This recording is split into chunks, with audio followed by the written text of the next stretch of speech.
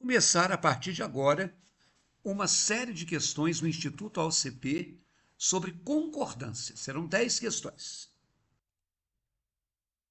Se você vai ter o seu concurso realizado por essa banca, acompanhe a partir de agora comigo a revisão. Em 2025, a OCP pediu o seguinte: assinale a alternativa que apresenta, em relação à concordância, uma reescrita incorreta de frases adaptadas do texto. Você não precisa ter lido o texto, é só você ver entre essas 5 opções qual delas tem um erro de concordância. Sugestão: pause a sua tela, no seu ritmo, com o seu conhecimento, resolva a questão e depois que você tiver optado por uma delas, você volte aqui comigo e ouça o meu comentário. Pausa lá. Bom, o que é concordância? A chamada concordância nominal, ela envolve o acordo, ela envolve a correlação entre um nome, que é o que a gramática chama de substantivo, e a palavra que se refere ao nome, que é o que a gramática chama de adjetivo. Então, substantivo é a palavra que dá nome, e todo substantivo concorda com um adjetivo que a ele se refere. Quando eu digo que os documentos seguem anexos, a palavra documentos é um substantivo. Eu sei disso porque quando uma palavra é determinada por um artigo, quando antes de uma palavra, antes houver esse artigo definido ou indefinido, essa palavra é um substantivo. Como documentos é masculino e plural, anexos também tem que ser masculino e plural. Se eu dissesse, já enviei anexas às fotocópias, pode até não soar tão bem para você. Fotocópias é um substantivo. As fotocópias. Logo, anexas são elas. Fotocópias feminino plural, anexas feminino plural. Isso se chama concordância nominal. A concordância verbal, óbvio que tem que envolver o verbo. E o termo que faz com que o verbo varie é o sujeito. Sujeito singular, verbo singular. Sujeito plural, verbo plural. A maioria aceitou o desafio do professor. Aceitou é um verbo que está no singular. Por quê? A maioria também é. Ah, professor, mas maioria não é muita gente? Sim. Mas a palavra maioria tem um artigo singular antes dela. Você não diria que a aluna aceitaram o desafio. Você não diria que a professora aceitaram o desafio. Então, a maioria aceitou o desafio. Quando eu digo que chegaram as delegações esportivas dos Estados Unidos, aí aconteceu de o sujeito vir depois do verbo. Na maioria absoluta das vezes, o sujeito vem antes. Mas como são delegações, elas chegaram. Se eu dissesse uma delegação, ela chegou. Cuidado, hein? Sujeito pode vir depois do verbo, sim. Então está definido um mecanismo.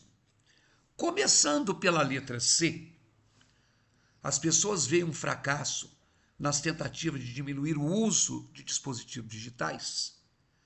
O sujeito é as pessoas. Está no plural. O verbo é veio. Também está no plural. Não está escrito vê. Vê seria singular. Sujeito singular, verbo singular, e aqui eu tenho um sujeito plural com o verbo no plural.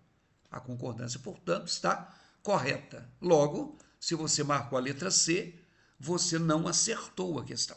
Porque a letra C está certa e a questão que é a incorreta. Passando agora para a letra D de dado, elas têm um sentimento de frustração e tristeza quando não podem usar o celular. O sujeito é elas, plural. Não está escrito ela. O verbo é tem, também no plural. O verbo ter, tem, sem acento, é singular. O verbo ter com acento circunflexo é plural. Logo, sujeito plural com verbo no plural, concordância correta. Se você marcou a letra D, você também não acertou. Então a resposta não é C, a resposta não é D. Outra frase. Vamos agora de letra A. Uma parcela dos adolescentes atualmente sente-se viciada em usar o celular. Qual é o sujeito? Uma parcela dos adolescentes. Essa expressão é que se sente viciada. Só que ela tem muitas palavras. Qual é a palavra principal? É o núcleo. O núcleo é parcela. Normalmente, o núcleo de um sujeito é o primeiro substantivo que aparecer, aí, parcela é um substantivo, ou artigo uma antes dela, e não pode ser preposicionado. Adolescentes também é um substantivo, os adolescentes. Só que ele não pode ser núcleo, porque eu tenho dos, que é a preposição de com o artigo os. Então, o primeiro substantivo que aparecer na expressão, que não tiver uma preposição, é o núcleo. Como o núcleo é parcela no singular, o verbo sente-se também é singular. Isso significa que a concordância está correta. Agora, atenção. Eu também poderia dizer que uma parcela dos adolescentes atualmente sentem-se viciados em usar o celular. Por quê? Porque eu disse que parcela é um núcleo e adolescentes não. Mas os adolescentes estão realizando aí esse termo, o que a gente chama de concordância atrativa.